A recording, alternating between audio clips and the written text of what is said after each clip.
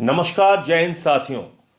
बंगाल के चुनाव का परिणाम आने के बाद कहीं खुशी कहीं गम का माहौल है।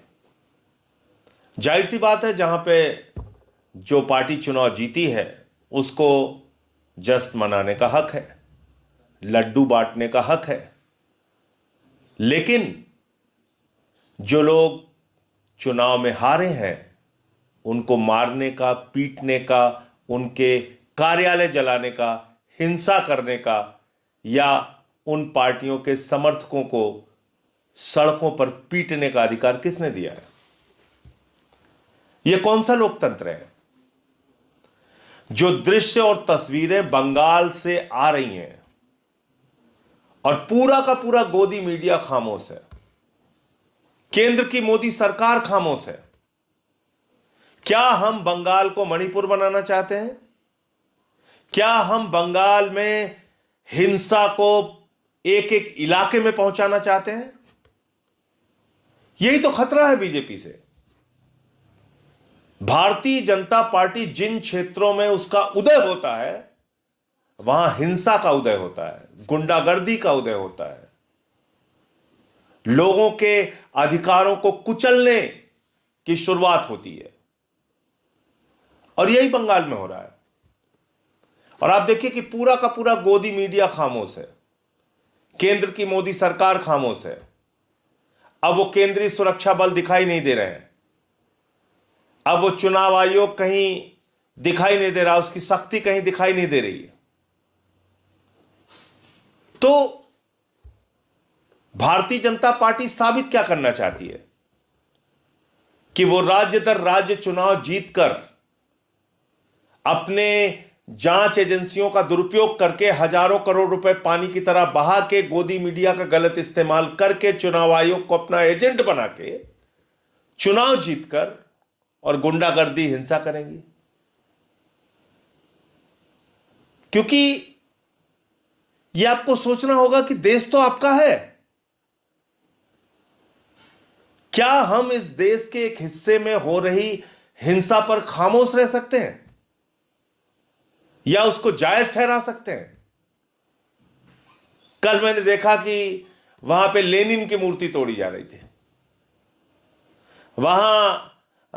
मैंने देखा कि किस तरीके से बंगाल में टीएमसी के कार्यालय जलाए जा रहे हैं,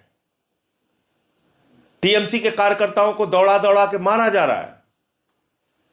ममता बनर्जी की एक रिश्तेदार पोलिंग बूथ पे जा रही हैं, उनको भाजपा के गुंडे अपमानित कर रहे हैं। तो इससे बंगाल मजबूत होगा क्या? इससे यह देश मजबूत होगा क्या? इससे आपके बच्चों को शिक्षा मिल जाएगी, आपके स्वास्थ्य की व्यवस्था अच्छी हो जाएगी, देश तरक्की के रास्ते पे पहुंच जाएगा, पानी बिजली की सुविधाएं अच्छी हो जाएंगी, सड़कें बन जाएंगी। ऐसा होगा क्या? आपको रोजगार मिल जाएगा?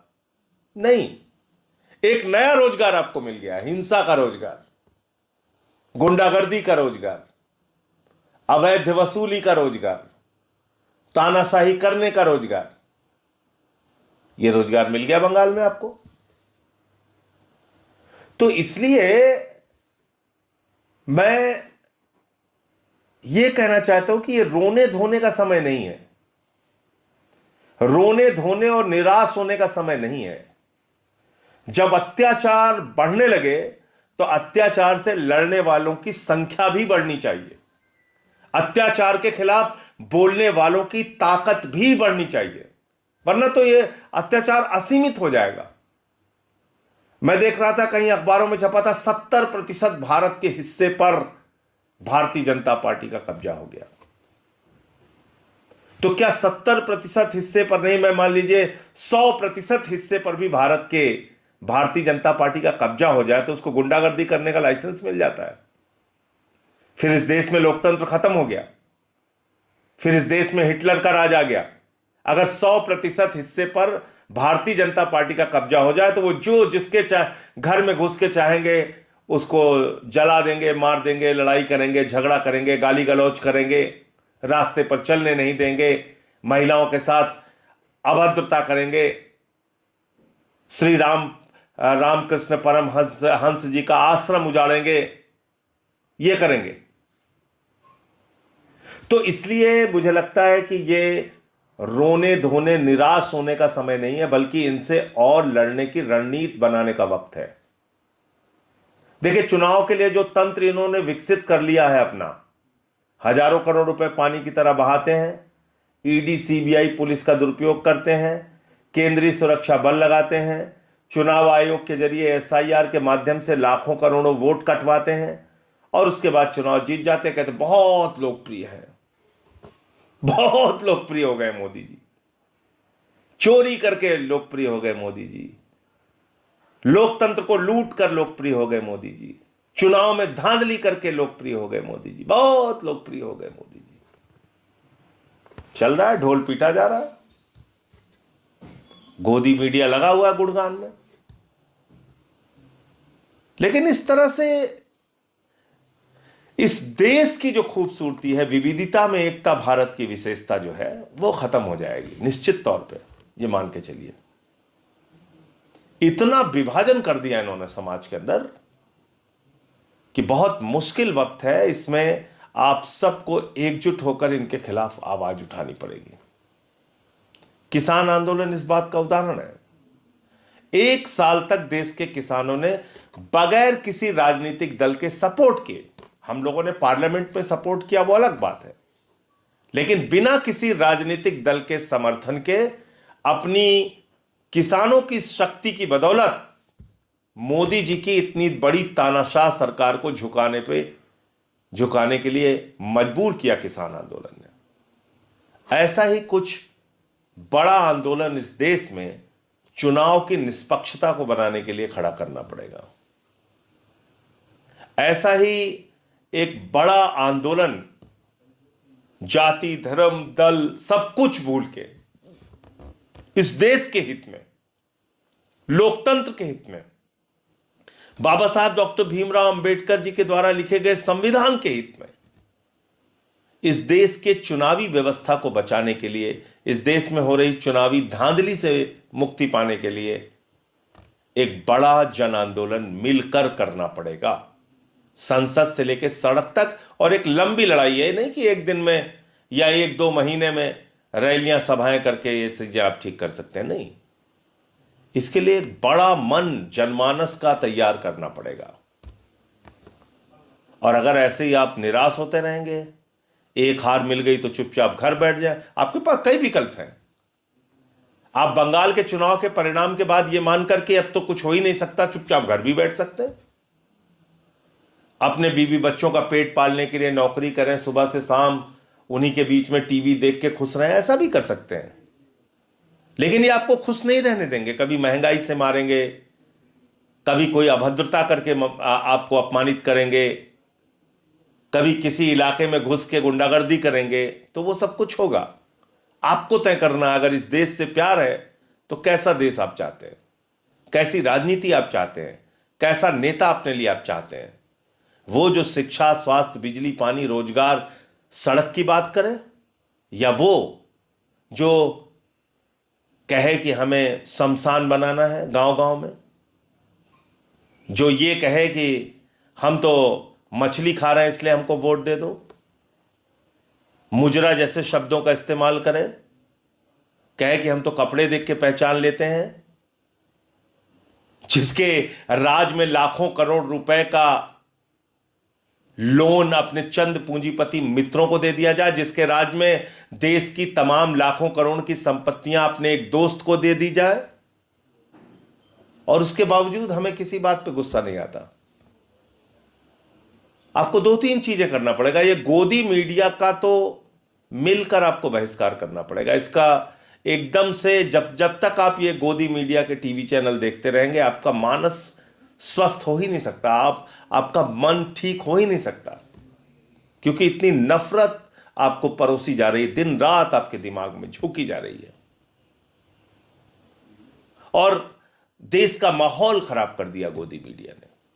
आपको रणनीति बनानी पड़ेगी कि कैसे चुनाव निष्पक्ष हो इस देश के अंदर, कैसे लोकतंत्र के अंदर अपनी भागीदारी जनता ईमानदारी से सुनिश्चित कर सके।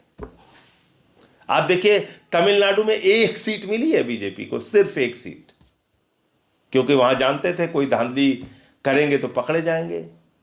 केरल में 3 सीट मिली है क्योंकि जानते थे वहां धांधली करेंगे तो पकड़े जाएंगे। तो उन राज्यों में इन्होंने कुछ नहीं किया। तो आपके पास जैसा मैंने कहा कि कई तरह के ऑप्शन हैं, कई तरह के विकल्प खुले हुए हैं। एक विकल्प ये भी है कि इन सब परिस्थितियों को देख के आप आंख पर पट्टी बांध के चुपचाप घरों पर बैठ जाइए, या फिर सड़कों पर निकलकर इनके खिलाफ आवाज उठाइए, सोशल मीडिया के जरिए आवाज उठाइए, या फिर आप कुछ ना कुछ तो 10 मिनट देश के बारे में सोचिए और क्या बेहतर कर सकते हैं वो सोचिए। अगर आपको लगता है कि इस प्रकार की हिंदू मुसलमान की राजनीति, हिंसा की राजनीति, जातियों के बीच में भेद पैदा करने की राजनीति अच्छी है देश के लिए, तो फिर ठीक है, फिर तो जैसा चल रहा है वैसे चलेगा। आप बेरोजगारी की मार झेलते रहेंगे, किसानों को उनके फसल का दाम नहीं मिलेगा, अग्निवीर की योजना के जरिए आपका हक मारा जाएगा, देश के चंद पूंजीपतियों के हाथ देश का सौदा किया जाएगा, काला धन लूट लूट के इस देश से लोग फरार हो जाएंगे। ये तो होता रहेगा, महंगाई आसमान पे जाएगी, और इन सब के बावजूद ये बताया जाएगा कि महामानव है, महामानव है, महामानव है, और उसके राज में आप चुप रहिए और खुश रहिए। या फिर दूसरा ऑप्शन ये है कि जैसे इस देश के क्रांतिकारियों ने अंग्रेजों के 190 साल के शासन में, जिन अंग्रेजों का सूरज नहीं डूबता था का मतलब पूरब से लेके पश्चिम तक, उत्तर से लेके दक्षिण तक, हर जगह पूरी दुनिया में अंग्रेजों का राज होता था। वो शक्तिशाली अंग्रेजों का शासन, उस समय भी कुछ लोग थे जो अंग्रेजों के सिपाही बन के उनके इशारे पे नाचते थे, अंग्रेजों के लिए काम करते थे, अंग्रेजों के कहने पे अपने हिंदुस्तानी क्रांतिकारियों के ऊपर कोड़े बरसाते थे, जेल में यातनाएं देते थे। उस समय भी लोग थे। तो आप इन जो तानाशाह सरकार है मौजूदा मोदी अमित शाह की, इसका हिस्सा भी बन सकते हैं, इनके गुणगान करने के लिए, इस देश के लोगों के ऊपर कोड़े बरसाने के लिए उनके साथ खड़े हो सकते हैं। या फिर आप ये सोचिए कि 190 साल तक हमारे उन महान क्रांतिकारियों की मानसिकता क्या रही होगी, क्योंकि उनके सामने तो बिल्कुल अंधेरा था, वोट का अधिकार नहीं था, अपनी कोई सरकार नहीं थी, पैसे का कोई संसाधन नहीं था। गांव गांव में लोगों के बीच में घूम के लोगों को संगठित किया, भारत को आजाद कराने के लिए 190 साल तक अंग्रेजों से लड़ते रहे। राष्ट्रपिता महात्मा गांधी के नेतृत्व में, नेताजी सुभाष चंद्र बोस के नेतृत्व में, शहीद आजम भगत सिंह के नेतृत्व में, शहीद खुदीराम बोस के नेतृत्व में, शहीद अशफाकुल्लाह के नेतृत्व में, एक लंबी तादाद इस देश के अंदर रही है जिन्होंने अपने प्राणों की आहुति देकर इस देश को बचाया और आजाद कराया। निराश नहीं हुए, घर नहीं बैठे, ये नहीं माना कि हमको गुलामी का ही जीवन जीना है। तो अगर आपको लगता है कि सरकार की तानाशाही से आपको मुक्ति पानी है, अगर आपको लगता है इस देश के लोकतंत्र का गला घोट दिया गया है, अगर आपको लगता है कि चुनावी तंत्र पे भारतीय जनता पार्टी का कब्जा हो चुका है और जैसे ये लोग चुनाव लड़ रहे हैं, मैंने आपको फिर से कहा, ईडी सीबीआई पुलिस का दुरुपयोग करके, चुनाव आयोग ज्ञानेश कुमार का दुरुपयोग करके, हजारों करोड़ रुपए पानी की तरह बहा के और पूरी की पूरी सरकारी तंत्र के ऊपर कब्जा करके, इस तरह से लाखों वोटों की हेरा फेरी करके जैसे बीजेपी चुनाव जीत रही है, अगर ये चलता रहा तो राज्य दर राज्य ये चुनाव जीतते जाएंगे, तानाशाही को बढ़ाते जाएंगे, गुंडागर्दी को बढ़ाते जाएंगे। और अगर आपको इनकी तानाशाही के खिलाफ लड़ना है तो सड़क से लेकर संसद तक आवाज उठानी पड़ेगी, और पहली आवाज तो होनी चाहिए लोकतंत्र को बचाने के लिए, चुनाव को बचाने के लिए, निष्पक्ष चुनाव देश के अंदर कराने के लिए। जय हिंद।